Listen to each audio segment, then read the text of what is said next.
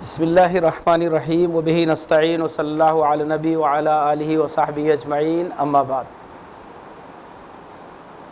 ہماری محترم خواتین، پیاری بچیوں،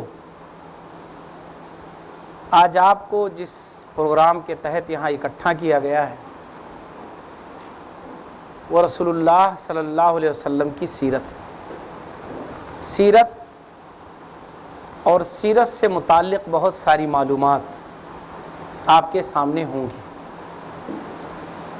رسول اللہ صلی اللہ علیہ وسلم کی زندگی کیا تھی، آپ صلی اللہ علیہ وسلم نے اپنے نبوت کے کام کو کیسے پورا کیا، اور رسول اللہ صلی اللہ علیہ وسلم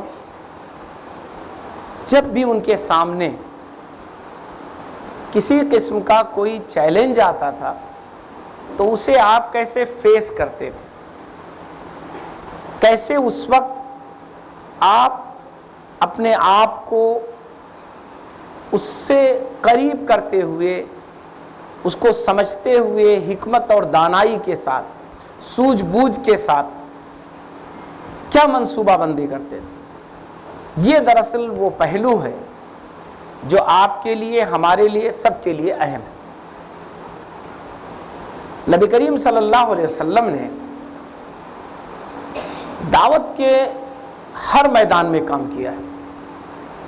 چونکہ آپ نبی تھے، آپ کو سبھی کے لیے کام کرنا تھا۔ آپ کا مخاطب صرف وہ نہیں تھے جو آپ کے سامنے تھے، بلکہ آپ نے انہیں بھی مخاطب کیا جو آپ سے بہت دور تھے، جو آپ کے بعد آنے والے تھے۔ آپ صلی اللہ علیہ وسلم صرف اپنے زمانے کے لیے نہیں نبی تھے، بلکہ قیامت تک آنے والے لوگوں کے لیے نبی تھے۔ تو آپ اس انداز میں جب ہم سیرت کو پہلے جاننے کے لیے تیار ہوں گے، تب ہمیں رسول اللہ صلی اللہ علیہ وسلم کی زندگی میں یہ ملے گا کہ رسول اللہ صلی اللہ علیہ وسلم ہمارے لیے عملی طور پر کیا ماڈل رکھتے ہیں۔ سیرت کو اس انداز میں سوچئے، کبھی بھی سیرت پر بات آئے تو یہ سوچ کر مت اس پر کچھ غور کریے کہ رسول اللہ صلی اللہ علیہ وسلم بڑے محترم ہیں، رسول اللہ صلی اللہ علیہ وسلم اللہ کے آخری نبی ہیں، مکے میں پیدا ہوئے۔ یہ آپ کی شخصیت کا تعارف ہے، لیکن آپ کے نبوت کا جو تعارف ہے، آپ کے پیغمبر ہونے کا جو تعارف ہے، ہمارے لیے آپ کے اسوہ ہونے کا جو تعارف ہے، وہ یہ نہیں ہے، یہ معلومات ہے۔ ہمارے لیے جو تعارف ہے، آپ کے لیے جو تعارف ہے، ہمارے لیے جس چیز کو سمجھنا ضروری ہے وہ یہ کہ رسول اللہ صلی اللہ علیہ وسلم ہمارے لیے نبی بنا کر بھیجے گئے تھے۔ رسول اللہ صلی اللہ علیہ وسلم نے جو کچھ کیا ہے اس میں کئی چیزیں وہ صرف ہمارے لیے ہیں، ہمیں ان سے سیکھنا ہے۔ رسول اللہ صلی اللہ علیہ وسلم ہر زمانے کو الگ الگ انداز میں جو کچھ چیزیں آئیں گی، اللہ تبارک تعالیٰ نے آپ کی زندگی میں اس کے کچھ نہ کچھ ماڈلز دکھلائے ہیں۔ گفتگو میں صرف نہیں، پریکٹس میں بھی۔ گفتگو تو نظریاتی ہوتی ہے، بہت دور تک کی جا سکتی ہے، دیر تک کی جا سکتی ہے، لیکن رسول اللہ صلی اللہ علیہ وسلم نے عملاً ان چیزوں کو کیا ہے۔ اس طرح جب سیرت کا مطالعہ کیا جائے گا تب سیرت ہمارے لیے کیا ہوگی؟ زندہ ہوگی، زندہ سیرت جس کو کہتے ہیں۔ پھر وہ ایسی چیز ہوگی جس سے ہم سیکھ سکیں گے کچھ۔ تو رسول اللہ صلی اللہ علیہ وسلم کی زندگی پر جو بات ابھی مجھے کرنی ہے وہ اسی انداز میں کہ ہم سیرت کو اپنے لیے عملی کیسے بنائیں، کیسے پڑھیں، ہم کس انداز میں پڑھیں کہ ہمیں وہ چیز نظر آ جائے، کہ ہمیں سمجھ میں آ جائے جو ہمارے سامنے چیلنج ہے، جو ہمیں کرنا ہے، جن چیزوں کو کرنے کے لیے ہم پریشان ہیں، ہمیں کوئی راستہ نہیں دکھ رہا ہے۔ ہمیں یقین ہونا چاہیے کہ رسول اللہ صلی اللہ علیہ وسلم کی زندگی کو پڑھیں گے تو ہمیں راستہ مل جائے گا۔ ہمیں وہاں سے یہ بات سمجھ میں آ جائے گی کہ ہمیں کیا کرنا چاہیے، کیا کہنا چاہیے، کیا بولنا چاہیے۔ اس انداز میں ہمیں اور آپ کو سیرت کو عملی بنانا ہے۔ نبی کریم صلی اللہ علیہ وسلم کی زندگی کے جو بہت سارے پہلو ہیں ان پر گفتگو نہیں کر سکتا ہوں، نہ کی جا سکتی اس میں۔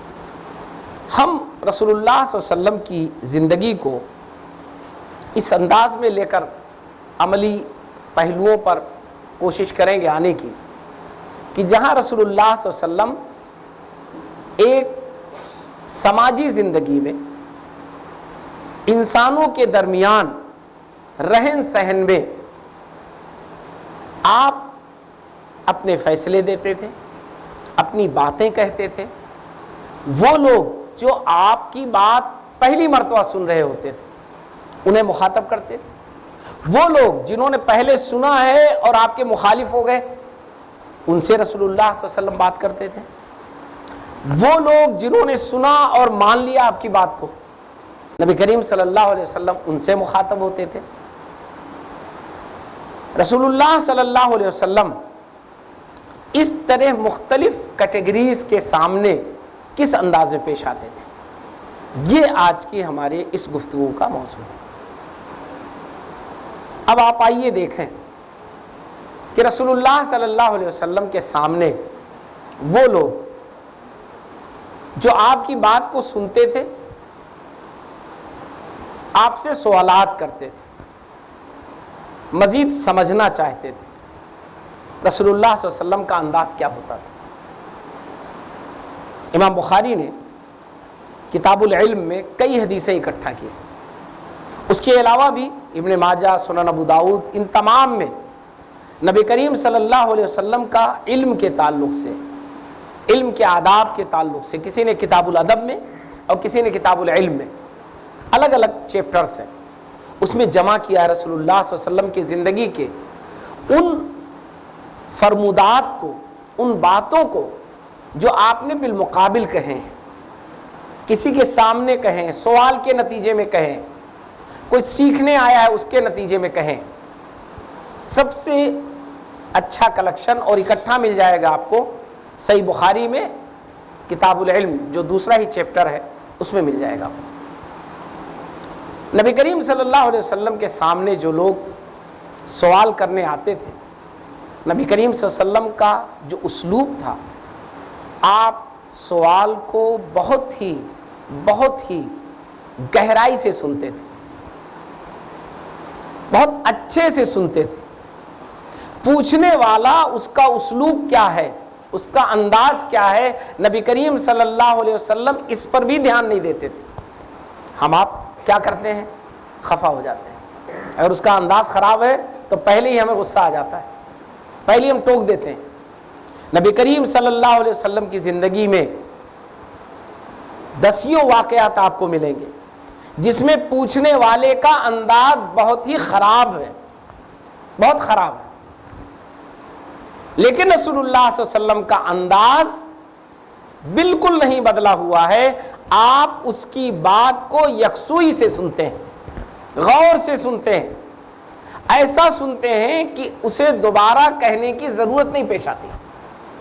اکثر ایسا ہوتا ہے کہ کہنے والا ہم سے سوال کرتا ہے، ہم نے اس کو دھیان نہیں دیا، پھر اب اس سے پوچھے اچھا کیا پوچھ رہے ہو، کیا جاننا ہے۔ نبی کریم صلی اللہ علیہ وسلم اس یکسوئی سے سنتے تھے کہ اسے لگتا تھا کہ آپ گویا کہ اسی کی بات سننے کے لیے بیٹھے ہوئے، کھڑے ہو۔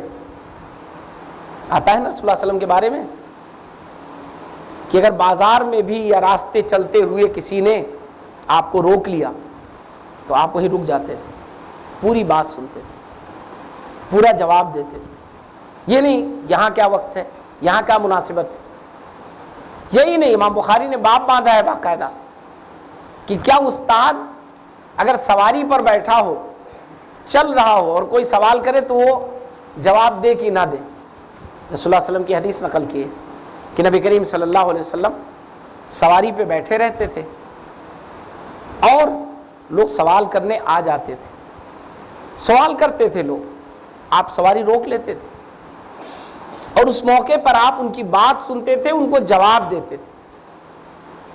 تو رسول اللہ صلی اللہ علیہ وسلم کا مخاطب وہ لوگ جو آپ سے سننے اور سمجھنے آتے تھے، جب نبی کریم صلی اللہ علیہ وسلم کے سامنے ایسے لوگ ہوتے تھے تو سب سے پہلا جو امپریشن تھا رسول اللہ صلی اللہ علیہ وسلم کا، جو آپ کا پریکٹیکل ایک نمونہ ہمارے سامنے ہے، کہ آپ اسے یہ محسوس کرانے میں کامیاب ہو جاتے تھے کہ آپ گویا اس کے لیے یکسو ہیں.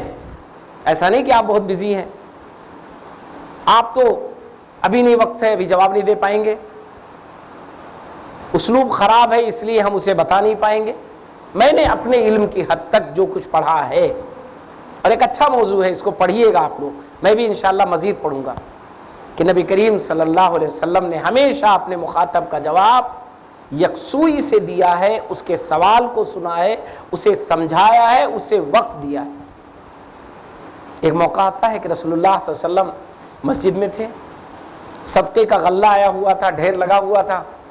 ایک آدمی آیا، اس نے آپ کی چادر پکڑ کر کھینچ لی، اور اتنی زور سے کھینچی کہ رسول اللہ صلی اللہ علیہ وسلم کا گلا بالکل اس میں پھنس گیا، نشانات پڑ گئے. ایک صحابی دوڑے، رسول اللہ صلی اللہ علیہ وسلم نے کہا نہیں رہنے دو. اور اس نے کہا کیا؟ اس نے کہا کہ یہ مال آپ کا نہیں ہے، اللہ کا مال ہے، اور مجھے ایک اونٹ نہیں 2 اونٹ میں لاد کر دے دیجئے. رسول اللہ صلی اللہ علیہ وسلم مسکرائے. آپ نے کہا کہ یہ چادر تو چھوڑ دو، پھر تو میں تمہیں دے پاؤں گا. پہلے مجھے تم آزاد کر دو، پھر تو میں تمہارا جو مطالبہ ہے، جو تم کہہ رہے ہو، تبھی تو میں پورا کر پاؤں گا. اور مسکرا کے رسول اللہ صلی اللہ علیہ وسلم نے کہا ہاں اس کو 2 اونٹ لاد کر کے سامان دے دو. یہ جو رسول اللہ صلی اللہ علیہ وسلم کا اسلوب ہے، یہ اسلوب ہر دائی کے لیے، ہر اس شخص کے لیے جس کو اللہ نے علم دیا ہو، جس کو اللہ تعالیٰ نے کچھ جانکاری دی ہو، معلومات دی ہوں، موقع فراہم کیا ہو کہ لوگ اس سے پوچھیں. یہ رسول اللہ صلی اللہ علیہ وسلم کا اسلوب، یہ رسول اللہ صلی اللہ علیہ وسلم کا نمونہ اس کے لیے عملی ہے، پریکٹیکل ہے. اگر وہ اپنائے گا تو ویسے ہی اسے بھی کامیابی ملے گی جس طرح نبی کریم صلی اللہ علیہ وسلم کو کامیابی ملی تھی. دوسرا اصول، نبی کریم صلی اللہ علیہ وسلم جب اپنی بات کہتے تھے تو آپ کو یہ ڈر ہوتا تھا کہ سامنے والا میری بات سمجھ پایا یا نہیں سمجھ پایا. دوسرے کو تو بڑے غور سے سنتے تھے، لیکن جب دوسرے کے سننے کی باری ہوتی تھی تو رسول اللہ صلی اللہ علیہ وسلم کا اسلوب بدل جاتا تھا. حضرت عائشہ رضی اللہ تعالیٰ عنہ ارشاد فرماتی ہے کہ رسول اللہ صلی اللہ علیہ وسلم اذا کلم ثلاثا، اذا کلم ثلاثا، کہ آپ ایک بار نہیں، 2 بار نہیں، 3 بار بات کیا کرتے تھے. وہی موقع ہوتا تھا جب رسول اللہ صلی اللہ علیہ وسلم کے سامنے کوئی شخص آیا ہے، کچھ آپ سے پوچھ رہا ہے، کچھ آپ سے جاننا چاہتا ہے، آپ نے اسے سمجھایا، اسے بتلایا، آپ کو ایسا لگ رہا ہے کہ یہ بات ہو سکتا ہے یہ نہ سمجھ پایا ہو، تو پوچھتے نہیں تھے اس سے، سمجھ میں آئی بات نہیں آئی، کہو تو میں دوہرا دوں، بتلا دوں. نہیں، رسول اللہ صلی اللہ علیہ وسلم اس کی وضاحت کر دیا کرتے تھے، اسے دوہرا دیا کرتے تھے، اور 2 بار نہیں، 1 بار نہیں، بلکہ 3 بار تک آپ اسے دوہرا دیتے تھے. یہ رسول اللہ صلی اللہ علیہ وسلم کا جو عملی نمونہ ہے، وہ دائی کے لیے، بات کرنے والے کے لیے، دین سکھانے والے کے لیے بہت اہم ہے. تیسرا ایک اسلوب اور ہے رسول اللہ صلی اللہ علیہ وسلم کا.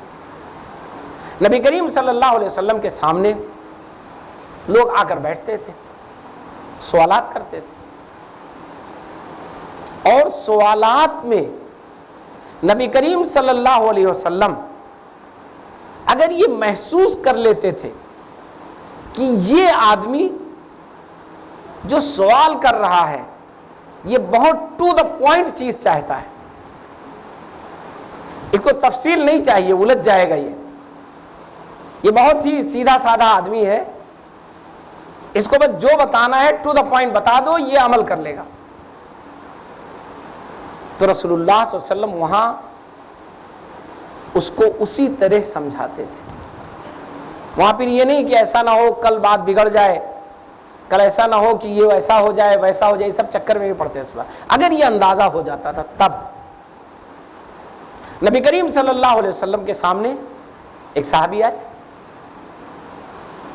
انہوں نے پوچھا کہ میں اللہ کا واسطہ دے کر قسم کھلا کر، حوالہ دیا سارا انہوں نے، میں پوچھ رہا ہوں آپ سے، آپ اللہ کے نبی ہیں؟ آپ نے کہا اللہ کے نبی ہیں۔ پھر انہوں نے سوال شروع کیا، کیا اللہ نے آپ کو حکم دیا ہے کہ ہم دن میں 5 بار نماز پڑھیں؟ آپ نے کہا ہاں اللہ نے حکم دیا۔ انہوں نے کہا ٹھیک ہے، کریں گے اگر اللہ نے حکم دیا۔ پھر انہوں نے پوچھا کیا اللہ نے آپ کو حکم دیا ہے کہ ہم زکوٰۃ دیں؟ نبی کریم صلی اللہ علیہ وسلم نے کہا ہاں اللہ نے حکم دیا۔ پھر انہوں نے پوچھا روزے کا؟ رسول اللہ صلی اللہ علیہ وسلم نے کہا ہاں روزہ بھی۔ انہوں نے پھر حج کا پوچھا، پوچھ لیا انہوں نے۔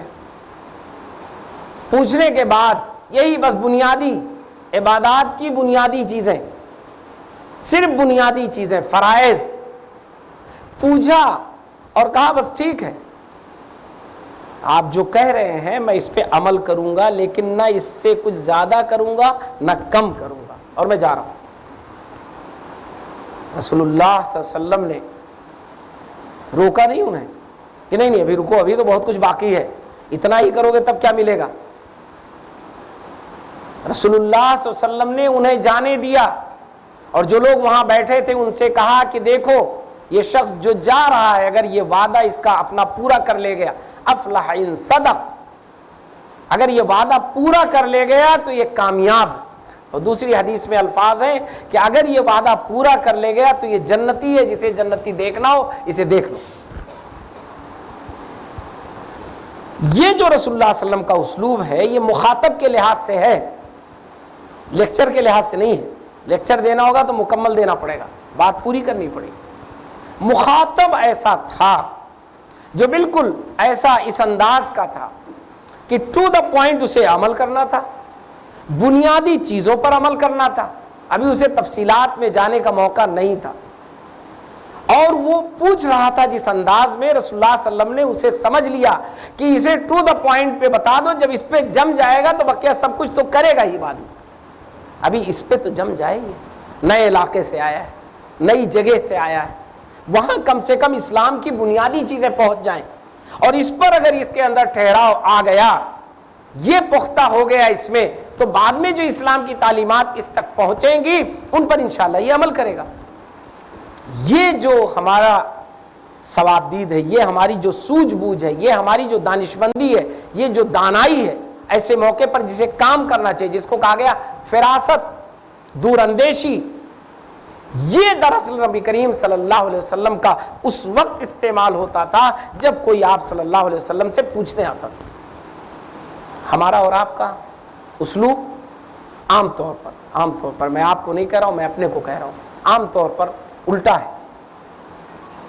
ہم کیا کرتے ہیں، یا تو ڈر جاتے ہیں کہ اگر کم بتائیں گے تو کل کہیں پکڑ نہ ہو جائے، یا ہم اس کا خیال نہیں رکھ پاتے، اتنا بتا دیتے ہیں کہ وہ سوچتا ہے اب تو کر ہی نہیں پائیں گے کچھ، بہت سارے مسائل ہوتے ہیں، یعنی ہم اس موقع پر اسے سمجھنے کی کوشش کم کر پاتے ہیں، اپنے آپ کو سمجھنے کی زیادہ کوشش کرتے ہیں۔ نبی کریم صلی اللہ علیہ وسلم کا یہ اسلوب جو ملتا ہے دعوت کے میدان میں وہ بہت ہی بنیادی ہے۔ نبی کریم صلی اللہ علیہ وسلم دعوت کے میدان میں ایک چیز اور بہت اچھے سے فیس کرتے تھے۔ رسول اللہ صلی اللہ علیہ وسلم کے پاس ایسے لوگ آتے تھے جو بہت بے دھڑک سوال کرتے تھے، بہت ہی ایسے اسلوب میں کرتے تھے جسے مہذب اسلوب نہیں کہا جاتا ہے، مہذب انداز نہیں کہا جاتا ہے۔ صحابہ کرام کیا کہتے ہیں ایسے لوگوں کے بارے میں کہ ہم لوگ بڑے خوش ہوتے تھے جب کوئی ایسا آدمی آتا تھا جو تھوڑا سا نڈر ہو کر سوال کرتا تھا، ہم لوگ تو تھوڑا لحاظ کر جاتے تھے، تھوڑے مہذب تھے، باتیں کہنے میں جھجک ہوتی تھی، لیکن جب کوئی ایسا آدمی آتا تھا تو جو بے جھجک بات کرے، کھل کے بات کرے، اپنی بات کہہ دے پوری، کوئی اسے وہ نہ ہو، تو ہم بڑے خوش ہوتے تھے کہ چلو آج ہمیں وہ چیزیں سیکھنے کو مل جائیں گی جو ہم نہیں پوچھ پاتے ہیں۔ ایک تو یہ صحابہ کرام کا تاثر ہے۔ رسول اللہ صلی اللہ علیہ وسلم کا کیا انداز ہوتا تھا، نبی کریم صلی اللہ علیہ وسلم کا کیا انداز ہوتا تھا، ایسے لوگ جب آتے تھے تو رسول اللہ صلی اللہ علیہ وسلم کیا کرتے تھے؟ انہیں اس وقت تہذیب اور ثقافت نہیں سکھاتے تھے رسول اللہ صلی اللہ علیہ وسلم. کوئی ایک روایت نہیں ملتی ہے، کوئی ایک بھی روایت نہیں ملتی ہے کہ رسول اللہ صلی اللہ علیہ وسلم پہلے انہیں مہذب بنانا چاہیں، پہلے مثقف بن جاؤ، مہذب بن جاؤ، تمہیں تو سلیقہ نہیں، تمہیں تو کچھ پتہ ہی نہیں ہے، پہلے یہ سب سیکھ لو پھر آؤ میرے پاس بیٹھو. بلکہ رسول اللہ صلی اللہ علیہ وسلم اس کو پورا موقع دیتے تھے. موقع دینے کا انداز بڑا عجیب تھا رسول اللہ صلی اللہ علیہ وسلم کا. اسے آگے بلا لیتے تھے. آگے بلانے میں کیا چیز شامل ہے؟ اسے اہمیت مل جاتی تھی. آگے بلا لیتے تھے، اپنے سے قریب بٹھا لیتے تھے. حدیث جبرائیل آپ سب کو معلوم ہوگی، ایک حدیث ہے بہت مشہور جسے حدیث جبرائیل کہا جاتا ہے، جس میں 5 سوالات ہیں. اسلام کیا ہے، ایمان کیا ہے، احسان کیا ہے، آپ قیامت کب آئے گی. وہ مشہور حدیث ہے کیونکہ حضرت جبرائیل نے سوال کیا تھا، لیکن آئے تو تھے وہ کسی اجنبی شخص کے روپ میں، ان کی شکل میں آئے تھے. صحابی کہتے ہیں ہم لوگوں نہیں پتا تھا کہ وہ فرشتے ہیں، اور آئے کتنا قریب بیٹھے تھے وہ بتائیے، کتنا قریب بیٹھے تھے وہ رسول اللہ صلی اللہ علیہ وسلم کے. اتنے قریب بیٹھے تھے کہ ان کا گھٹنا رسول اللہ صلی اللہ علیہ وسلم کے گھٹنے سے مل گیا تھا. یہ تو صحابی کہتے ہیں، حضرت عمر رضی اللہ تعالیٰ عنہ کی روایت، مشہور روایت. صحابہ بلکہ تعجب کر رہے تھے کہ آخر اتنا قریب کون آدمی پہنچ گیا. اب پھر انہوں نے سوال کیا. تو یہ جو رسول اللہ صلی اللہ علیہ وسلم کا انداز تھا دعوت کا، یہ جو انداز تھا تربیت کا، یہ جو انداز تھا اپنے آپ اپنی بات کو پہنچانے کا، کسی دوسرے کو کنونس کرنے کا، یہ دراصل ہمارے لیے عملی ہے. یہ سیرت میں ہمیں ڈھونڈنے کی ضرورت ہے، یہ ہمیں سیکھنے کی ضرورت ہے، ہمیں یہ چیز جاننے کی ضرورت ہے. اسی سے ایک چیز اور نکل کر ذہن میں آ گئی ہے، بھول نہ جاؤں اس لیے میں ذکر کر دوں کہ رسول اللہ صلی اللہ علیہ وسلم پورے بھرے محفل میں اس اعتراف کے کرنے میں کوئی جھجک نہیں محسوس کرتے تھے کہ مجھے نہیں معلوم ہے، مجھے بھی اتنا ہی معلوم ہے جتنا آپ کو معلوم. یہ رسول اللہ صلی اللہ علیہ وسلم کا انداز تھا. اسی حدیث جبرائیل میں ہے کہ انہوں نے پوچھا کہ قیامت کب آئے گی. یہی تو پوچھا تھا سوال، آخری سوال یہی تھا، قیامت کب آئے گی. رسول اللہ صلی اللہ علیہ وسلم نے کیا فرمایا؟ الفاظ جو ہیں احادیث کے، وہ الفاظ بڑے زبردست ہیں. رسول اللہ صلی اللہ علیہ وسلم فرمایا وَمَا الْمَسْئُولُ أَعْلَمُ مِنَ السَّائِلِ، کہ میں سوال کرنے والے سے زیادہ نہیں جانتا ہوں اس بارے میں. یعنی نہ مجھے معلوم ہے قیامت کب آئے گی، نہ تمہیں معلوم ہے. تو جیسے تمہیں نہیں معلوم ویسے مجھے بھی نہیں معلوم. ہاں اس کی کچھ نشانیاں ہیں، وہ مجھے معلوم ہے، وہ تم سن لو. آپ صلی اللہ علیہ وسلم کا یہ اسلوب یہ لوگوں میں اعتماد پیدا کر دیتا تھا. اس سے لگتا تھا کہ رسول اللہ صلی اللہ علیہ وسلم سچے ہیں، آپ کہیں بھی ہمیں کنفیوز نہیں کر رہے ہیں، دھوکہ نہیں دے سکتے. جب یہ کہہ دینا کہ جتنا تم جانتے ہو قیامت کب آئے گی اتنا ہی میں بھی جانتا ہوں، تو اب آپ سوچیں کتنا اعتماد پیدا ہو گیا، کتنا بھروسہ لوگوں کو ہو جائے گا کہ یہ آدمی ہم کو ادھر ادھر نہیں بتا سکتا ہے. جو بتائے گا، جو صحیح معلوم ہوگا وہ بتائے گا، ورنہ کہہ دے گا مجھے نہیں معلوم. اسی لیے اسلاف میں سے بہت سارے ائمہ کا، خصوصاً امام مالک علیہ رحمہ کا واقعہ آتا ہے کہ بہت دور سے کوئی صاحب چل کر کے آئے، ان سے بہت سن رکھا تھا کہ بہت بڑے عالم ہیں، حدیث کا بڑا علم ہے ان کو، اور مسجد نبوی میں درس دیتے ہیں، بڑی شہرت تھی ان کی. آ کے انہوں نے سوال کیا، تقریباً تذکرہ آتا ہے کہ 20-22 سوالات کیے، اور اس میں سے انہوں نے تقریباً جس کو کہتے ہیں کہ 90% سوالوں کے جوابات نہیں دیے. انہوں نے کہا میں نہیں جانتا ہوں، لا ادری، مجھے نہیں پتا ہے، اس سوال کا جواب آج مجھے نہیں پتا ہے. پوچھنے والا بہت چڑ گیا، جھجلا گیا کہ اتنی دور سے اتنی مشقت اٹھا کے تو آپ پاس آئے ہیں تاکہ آپ مجھے بتا دیں گے، آپ اتنے بڑے عالم، آپ کہہ رہے ہیں مجھے نہیں معلوم، تو میں کیا کروں، کہاں جاؤں. بڑی پیاری بات کہی انہوں نے کہ مجھے جو نہیں معلوم ہے، اگر میں کہہ دے رہا ہوں مجھے نہیں معلوم ہے، تمہارے لیے بہتر ہے یہ. کیا میں تمہیں غلط بات بتا دوں؟ وہ کیسے میں تمہیں بتا دوں جو مجھے خود نہیں معلوم ہے.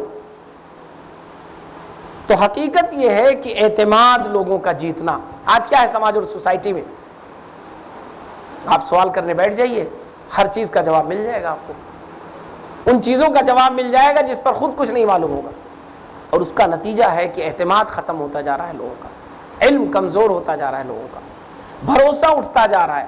آپ اگر دائی ہیں تو آپ کے بارے میں یہ بھروسہ رہنا چاہیے کہ آپ کو جو صحیح بات معلوم ہے وہی آپ کنوے کریں گی، اس کے علاوہ آپ نہیں بتائیں گے۔ کوئی بات نہیں، آپ کے بارے میں یہ مشہور ہو جائے کہ آپ سوال کا جواب نہیں دے پاتی ہیں، کوئی فرق نہیں پڑنے والا ہے، لیکن یہ ضرور مشہور ہونا چاہیے کہ آپ کو جو صحیح معلوم ہے وہی بتاتی ہیں، اس کے علاوہ آپ کچھ نہیں بتاتے۔ یہ کتنا بڑا آپ کا ایک کامیابی کا ایک چابی ہوگی اگر آپ کے بارے میں یہ مشہور ہو جائے تو کتنا اچھا ہوگا۔ لیکن آج ہم اور آپ اس سے بچنا چاہتے ہیں، اور بچنے کے نتیجے میں بہت بڑا نقصان کر لیتے ہیں، ایک اپنا نقصان اور ایک دوسرا معاشرے میں یہ کنوے ہو جاتا ہے کہ وہ تو انہوں نے یہ بتا دیا تھا اور غلط بتایا۔ مجھے یاد آتا ہے اور ہنسی بھی آتی ہے کہ نام میں شہر کا نہیں لوں گا اس لیے کہ باتیں وہ شہر سے منسوب ہو جاتی ہیں۔ ایک جگہ میں بہت پہلے کی بات ہے، اب تو لوگ ہمت نہیں کرتے ہیں اس انداز کی بات کرنے کی، ورنہ میں جاتا تھا تو پتہ چلا کہ بالکل لوگ انتظار میں رہتے تھے، فوراً سوال شروع کر دیا، اور اس کا مقصد یہ ہوتا تھا کہ اس سے پہلے کچھ علماء جو وہاں آئے تھے ان سے انہوں نے سوال کیا، کسی نے نہیں صحیح جواب دیا، غلط بتلا دیا یا پوری بات نہیں بتلا پایا۔ اچھا، عام طور پر میں جانتا تھا کہ وہاں جو علماء جاتے ہیں وہ علمی طور پر کمزور ہوتے ہیں، وہ ایسی کچھ جگہ تھی، ہوتا ہے عام طور پر، تو مجھے اندازہ تھا کچھ۔ اب ان کی باتوں کو ایک دوسرے سے کراس کرتے تھے، پوچھتے تھے اور پھر ان کو چڑھاتے تھے اگلے سال جب وہ لوگ آتے تھے۔ جب مجھے اس کا اندازہ ہوا، پہلے میں نے بہت باریکی سے سمجھا، لوگوں سے قریب ہوئے، پھر میں نے لوگوں کو سمجھانا شروع کیا، بتانا شروع کیا کہ یہ اسلوب، اور ان علماء سے جو جواب دے دیتے تھے دھڑاک سے، ان سے میں نے کہنے شروع کیا کہ آپ لوگ مت جواب دیا کیجئے، بتا دیجئے کہ مجھے نہیں معلوم، مذاق مت بنیے۔ تو ایک دائی جو ہے اسے اپنی پرسنالٹی کو بچانا چاہیے، اپنی شخصیت کی حفاظت کرنی چاہیے۔ نبی کریم صلی اللہ علیہ وسلم کا اگر ہم اسلوب دعوت، بات کرنے کا اسلوب، ابھی میری ساری گفتگو کس پر ہوئی ہے؟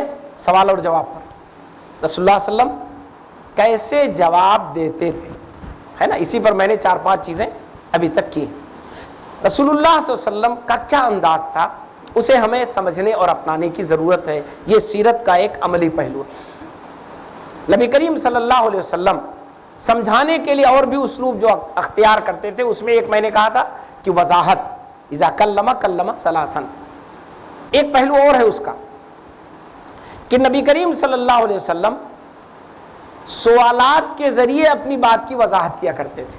سوالات کے ذریعے آتا ہے رسول اللہ صلی اللہ علیہ وسلم کی محفلوں میں کہ بہت سارے سوالات کرتے تھے آپ۔ سوال کرنے سے رسول اللہ صلی اللہ علیہ وسلم کو اندازہ ہو جاتا تھا کہ سامنے والا، چاہے وہ پوری محفل ہو چاہے انڈیویجول کوئی ہو، اس کی معلومات کی سطح کیا ہے، سمجھنے کی سطح کیا ہے، وہ کتنا کس چیز کو سمجھ سکتا ہے، اس کی زبان کیا ہے، اس کا انداز کیا ہے، اس کی ثقافت کیا ہے۔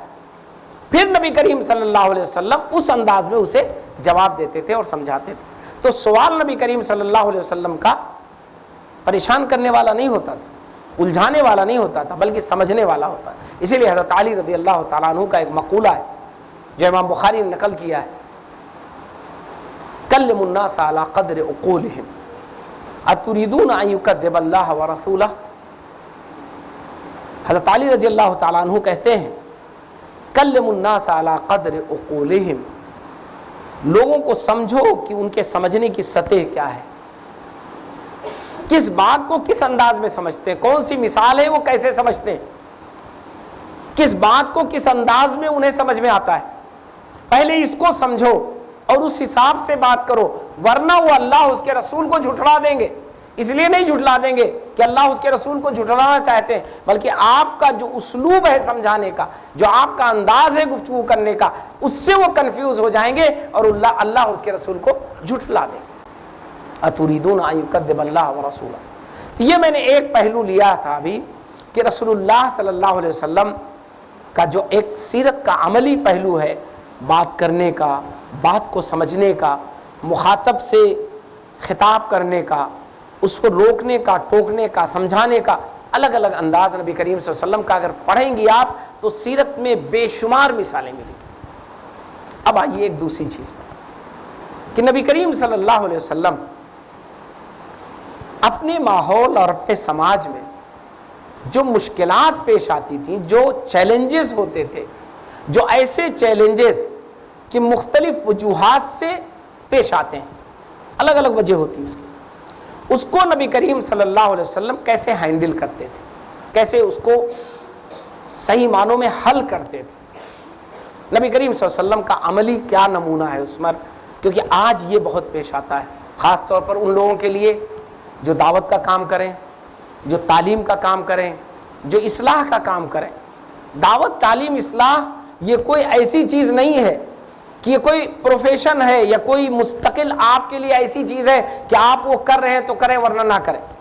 یہ ایک پریکٹیکل چیز ہے۔ اگر آپ خود اچھی ہیں تو یقیناً آپ کے دل میں خواہش ہوگی کہ آپ کا ارد گرد اچھا ہو، آپ کے ساتھ رہنے والے اچھے ہوں، آپ کے گھر میں بچے وہ اچھے ہوں، گھر کے دوسرے لوگ اچھے ہوں، رشتہ دار اچھے ہوں، ملنے جلنے والے اچھے ہوں، یہ آٹومیٹک آپ کا جذبہ ہوگا۔ اور اسی وجہ سے ٹکراؤ پیدا ہوتا ہے، اسی وجہ سے بہت ساری ٹریجڈیز آتی ہیں، بہت ساری مشکلات پیش آتی ہیں۔ اب ایسی صورت میں نبی کریم صلی اللہ علیہ وسلم کی زندگی سے کیا ملتا ہے ہم کو؟ نبی کریم صلی اللہ علیہ وسلم تعلیمات دیتے تھے لوگوں کو، کہہ کے بھیجتے تھے کہ جائیے اور اللہ کی طرف دعوت دیجیے، اللہ کی طرف بلائیے، ان کو لے کر آئیے، ان کو صحیح بات سمجھائیے۔ تو نبی کریم صلی اللہ علیہ وسلم ایسے موقع پر ایک نصیحت فرماتے تھے۔ پہلے ہم وہاں سے اپنی بات شروع کرتے ہیں۔ ایک نصیحت فرماتے تھے جو اصولی طور پر بہت بنیاد ہے، ہمیشہ ہمارے ذہنوں میں رہنا چاہیے۔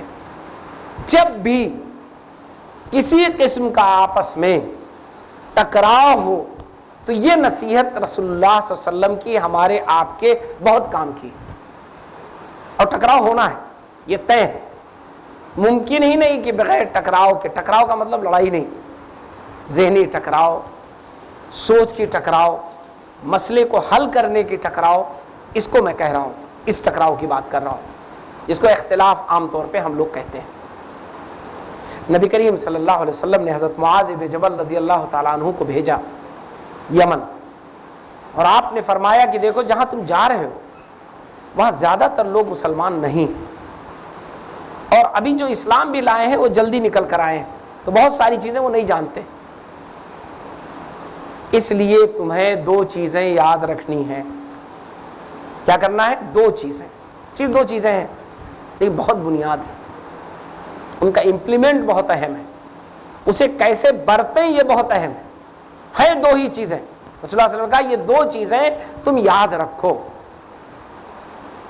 بشرا ولا تنفرا، بشرا ولا تنفرا، یسرا ولا تعسرا۔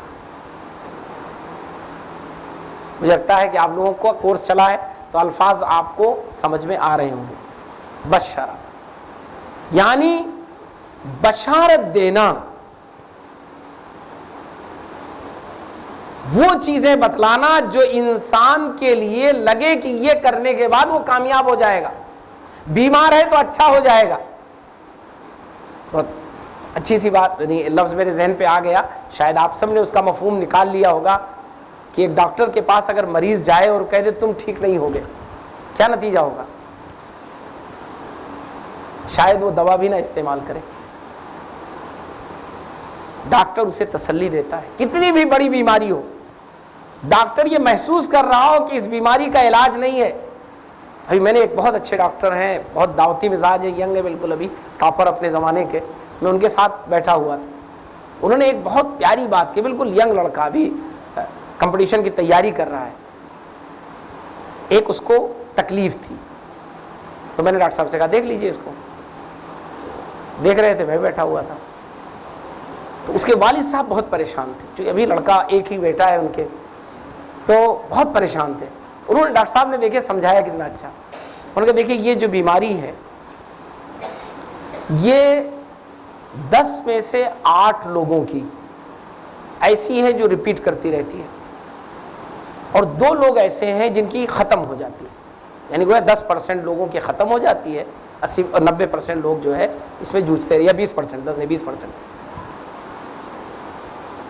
اب ایسی صورت میں میں دعا کرتا ہوں اور امید کرتا ہوں کہ آپ کا بیٹا اسی 2 میں سے ہوگا۔ آپ سوچیے کتنا پیارا اسلوب تھا ان کا۔ میں نے کہا دیکھیے یہ ہوتا ہے، یہ شارپنیس ہے، یہ ایک اچھی چیز ہے کہ وہ کہہ سکتے تھے کہ بھائی 8 میں سے ہو سکتا ہے آپ کا بیٹا، یا 2 میں سے ہی ہو سکتا ہے، اب میں کیا بتاؤں، میں تو کچھ بتا نہیں سکتا ہوں۔ اب بھی وہ صحیح تھے اپنی جگہ، کم سے کم انہوں نے اتنا تو کہہ دیا تھا 8 اور 2 کا تناسب ہے۔ لیکن انہوں نے یہ کہا کہ مجھے امید ہے اور میں دعا کرتا ہوں کہ اللہ تعالیٰ آپ کے بیٹے کو اس 2 میں سے بنا دے۔ تو حقیقت یہ ہے کہ رسول اللہ صلی اللہ علیہ وسلم نے یہی فرمایا کہ لوگ بات نہیں مان رہے ہیں آپ کی، لوگ نہیں سن رہے ہیں آپ کی بات، لوگ عمل نہیں کر رہے ہیں، لیکن اس کے باوجود آپ کو یہ امید رکھنی ہے، آپ کو لوگوں سے یہ کہنا نہیں میری بات تو مانیں گے لوگ۔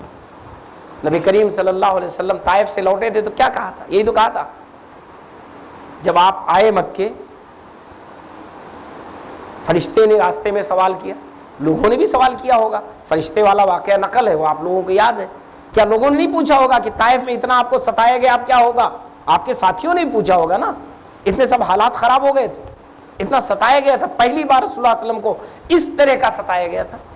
رسول اللہ سے کیا کہا کہ یہ لوگ اسلام نہیں سمجھ رہے ہیں، ایمان نہیں سمجھ رہے ہیں، نہیں لا رہے ہیں، الٹا مجھ کو ستا رہے ہیں، کوئی بات نہیں، مجھے امید ہے کہ ان کی جو جنریشن اگلی ہے وہ ایمان لائے گی، وہ اسلام سمجھے گی۔ یہ ہے بشرا کا مطلب، اتنے دور تک جا کر بشارت دینا، سامنے والا بالکل آپ کی بات ماننے کے لیے سننے کے لیے تیار نہیں ہے، ہر مخالفت پر آمادہ ہے، پھر بھی آپ کو کہیں نہ کہیں سے کوئی ایسی چیز ڈھونڈ کے لانی ہے جس سے آپ کو لگے کہ نہیں میری یہ بات کل مان لی جائے گی، تاکہ جو ماننے والے لوگ ہوں انہیں ایک راستہ مل جائے اور شیطان مایوس ہو جائے کہ آپ مایوس نہیں ہیں۔ بشرہ میں مایوسی ختم ہو جاتی ہے، اور اگر بشرہ نہیں ہے تو وہاں انسان مایوس ہو جاتا ہے۔ ایک ٹیچر اگر اپنے اسٹوڈنٹ سے مایوس ہو جائے تو کیا نتیجہ ہوگا؟ پڑھانا چھوڑ دے گا، یہ سب کی زندگی خراب کر دے گا، کبھی نہیں سمجھا پائے گا۔ تو بنیادی طور پر رسول اللہ صلی اللہ علیہ وسلم نے 2 ہی باتیں بتائیں، بشرا ولا تنفرا، نفرت والی باتیں مت کرنا، بشارت والی باتیں کرنا، جس سے لگے کہ یہ کام بن جائے گا وہ بات کرنا، جس سے لگے گا کہ نہیں بالکل سب کچھ سب ختم، وہ باتیں مت کرنا، وہ نہ لانا اپنی زبان پہ، گرچہ تمہیں لگ رہا ہو پھر بھی اس سے خاموش رہنا۔ یسرا ولا تنفرا ولا تعسرا، آسانی پیدا کرنا، مشکل میں مت ڈالنا۔ یسرا ولا تعسرا، آسانی پیدا کرنا، مشکل میں مت ڈالنا۔ اب قرآن کی وہ آیت جوڑ لیجئے اس سے، اللہ تعالیٰ نے بھی تو یہی بات کہی ہے نا قرآن میں، ان مع العسر یسرا وان مع العسر یسرا، عسر اور یسر دونوں ساتھ ساتھ چلتے رہتے ہیں۔ ہمیں نہیں پتا کہ آج تنگی ہے تو کل آسانی ہو جائے گی، ہمیں نہیں پتا، ہم کل نہیں جانتے، تو ہم یہ امید رکھیں کہ آج تنگی ہے تو کل آسانی ہوگی، اور آج اگر آسانی ہے ہمارے ساتھ تو ہم ڈریں اس بات سے کہ اس آسانی میں ہم بہک نہ جائیں، سو نہ جائیں، بلکہ کل تنگی آ سکتی ہے تو اس کی تیاری رکھیں۔ تو ایسی دعوت کے میدان میں بھی ہم کو کرنا ہے کہ یسرا ولا تعسرا، آسانی کی چیزوں کو کلیکٹ کریے، وہ عمل بتائیے پہلے جو کرنا آسان ہو، اس عمل پر پہلے مت لے جائیے جو کرنا مشکل ہو۔ ایک بات اور میں کہنا چاہتا ہوں سیرت کے حوالے سے، نبی کریم صلی اللہ علیہ وسلم نے جب یہ بات کہی ہے تو ہمیشہ کے لیے کہی ہے، ایسا تو نہیں کہ رسول اللہ صلی اللہ علیہ وسلم کہتے نہیں جب اسلام مکمل ہو جائے گا، دین مکمل ہو جائے گا تب یہ نہیں چلے گا، تب تو ساری چیزوں پر پہلے دن سے عمل کرنا ہوگا کیونکہ آپ مسلمان ہیں، یہ رسول اللہ صلی اللہ علیہ وسلم نے نہیں کہا ہے۔ ٹھیک ہے وہ مسلمان ہے، وہ مومن ہے، اسے ساری چیزوں پر پہلے دن سے عمل کرنا چاہیے، لیکن آج تک وہ عمل نہیں کر رہا تھا تو تھوڑا سا اور رک جائیے، تھوڑا سا اور اسے مہلت دے دیجئے، تھوڑے دنوں کے لیے کچھ چیزیں اور چھوڑ دیجئے، پھر انشاءاللہ وہ عمل کرے گا ہی کرے گا۔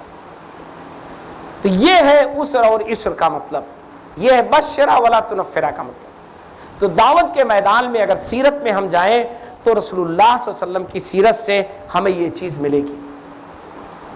ایک پہلو اور سیرت کا جو عملی پہلو ہے ہمارے اور آپ کے لیے، جو بہت اہم ہے، کہ نبی کریم صلی اللہ علیہ وسلم ہمیشہ کسی کو بھی وہ میدان بتاتے تھے کام کرنے کا جو اس کے لیے سوٹیبل میدان ہو، اس کے لیے سوٹیبل میدان۔ اسی کو کہا گیا ہے کہ رسول اللہ صلی اللہ علیہ وسلم لوگوں کی صلاحیتوں کو سامنے رکھ کر انہیں رہنمائی کرتے تھے کہ وہ کیا کریں، اپنے اپنے فیلڈ میں لوگوں کو شاباشی دیتے تھے، لوگوں کے کاموں کو تقسیم کر دیتے تھے۔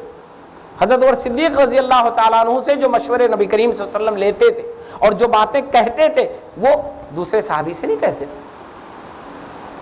جو حضرت بلال رضی اللہ تعالیٰ عنہ سے رسول اللہ صلی اللہ علیہ وسلم بات کرتے تھے وہ دوسرے صحابی سے نہیں کرتے تھے۔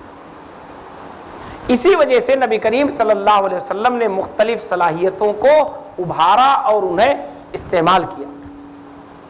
ہم اور آپ رسول اللہ صلی اللہ علیہ وسلم کے اس اسلوب سے یہ سیکھیں کہ ہم پہلے اپنا جائزہ لیں کہ ہماری صلاحیت کیا ہے۔ ہمارے پاس سمجھانے کی صلاحیت زیادہ ہے یا ہمارے پاس عملاً کچھ کرنے کی صلاحیت زیادہ ہے؟ ہمارے پاس بڑوں کو سمجھانے کی صلاحیت اچھی ہے یا بچوں کو سمجھانے کی صلاحیت اچھی ہے؟ ہم پڑھے لکھے لوگوں سے زیادہ بہتر بات کر سکتے ہیں یا کم پڑھے لکھے لوگوں سے زیادہ بہتر بات کر سکتے ہیں؟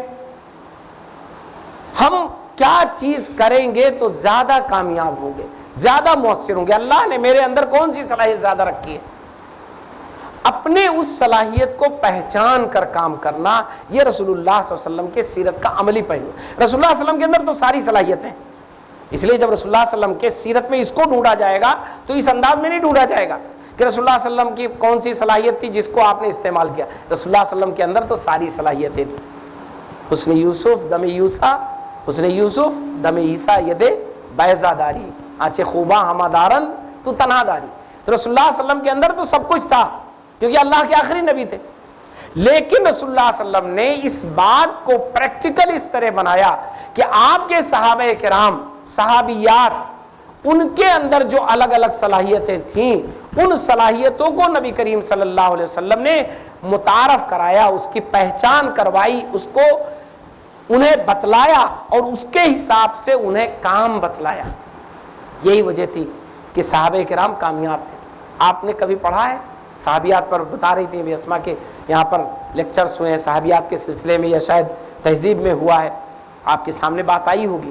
سیر صحابیات ابھی جلدی میں نے محمد السلام صاحب کی خریدی، اچھی کتاب ہے، بہت موٹی کتاب نہیں ہے، پتلی ہے، اچھی کتاب ہے سیر صحابیات، اس کو پڑھیے۔ صحابیات نے کیسے نبی کریم صلی اللہ علیہ وسلم کے زمانے میں ایکٹیویٹیز اپنائی ہیں، چھوٹی کتاب، بڑی اچھی کتاب ہے سیر صحابیات۔ میں نے ابھی خریدی، اس کو پڑھی اور اپنے یہاں گرلس میں دیا، اس کو پڑھ لیں سب لوگ اس کو۔ یہ جو نبی کریم صلی اللہ علیہ وسلم کا انداز ہے مختلف صحابیات کے سلسلے میں، اس کو پڑھنے کی ضرورت ہے۔ وہاں سے پتہ چلتا ہے کہ رسول اللہ صلی اللہ علیہ وسلم کی جو سیرت ہے وہ یہ ہمیں بتلاتی ہے کہ اس الگ الگ صلاحیتوں کے لیے الگ الگ میدان ہیں، اور ہمیں ہمیشہ اپنے کام کو شروع کرنے سے پہلے اپنا جائزہ لینا ضروری ہے۔ اگر ہم نے اپنا جائزہ نہیں لیا اور کام شروع کیا تو ہمیں وہ کامیابی نہیں ملے گی جو ملنی چاہیے، اور ہمارے سامنے رکاوٹیں زیادہ ہوں گی جو ہم کبھی کبھی فیس نہیں کر پائیں گے۔ اب ایک آخری بات کہ نبی کریم صلی اللہ علیہ وسلم کی سیرت سے خواتین کے لیے جو سب سے بڑا ایک اسوہ ملتا ہے، میں نے کہا رسول اللہ صلی اللہ علیہ وسلم تب مکمل اسوہ ہے، ہر چیز میں اسوہ ہے، لیکن آپ کے پس منظر میں میں نے بات کی کہ آپ ایک تو دعوت کے میدان میں ہیں، دوسرا آپ کی خواتین فیلڈ ہے، مخاطب ہے۔ اس پس منظر میں ایک آخری بات، نبی کریم صلی اللہ علیہ وسلم کے ان تمام احادیث کو، گفتگو کو اور باتوں کو آپ نوٹ کریے، سیکھیے اور جانیے۔ کیسے جانیں گی، کیسے سیکھیں گی، وہ مجھے بتانے کی ضرورت نہیں، میں ایک ٹاپک دے رہا ہوں آپ کو، آپ اپنے جو ٹیچرز ہوں گے آپ کو ابھی دعوت ٹریننگ کا جو چلے گا اس میں آپ پوچھیے گا، لیکن وہ ہے کیا، کیا چیز ہے جس پر آپ کو توجہ دینی ہے اور جس پہ آپ کو کلیکشن تیار کرنا ہے۔ نبی کریم صلی اللہ علیہ وسلم نے خواتین سے متعلق مختلف موقعوں پر جو گائیڈ لائنز دیے ہیں، جو بنیادی باتیں کہی ہیں، اسے سامنے رکھ کر کام کا پلان کرنے کی آپ کو ضرورت ہے۔ نفسیاتی طور پر نبی کریم صلی اللہ علیہ وسلم نے خواتین کے تعلق سے بہت ساری باتیں کہی۔ آپ سوچیں رسول اللہ صلی اللہ علیہ وسلم کے کہنے کا انداز کیا ہے۔ مجھے اچانک ایک چیز یاد آ گئی، احادیث میں ایک موقع پہ رسول اللہ صلی اللہ علیہ وسلم نے بہت عجیب انداز کی بات کہی۔ غالباً حضرت عائشہ رضی اللہ تعالیٰ عنہ کو جانا تھا، یا کوئی اور ازواج مطہرات میں سے، میں بالکل کنفرم نہیں ہوا، اچانک میرے ذہن میں بات آئی، وہ آپ کے کام کی ہے۔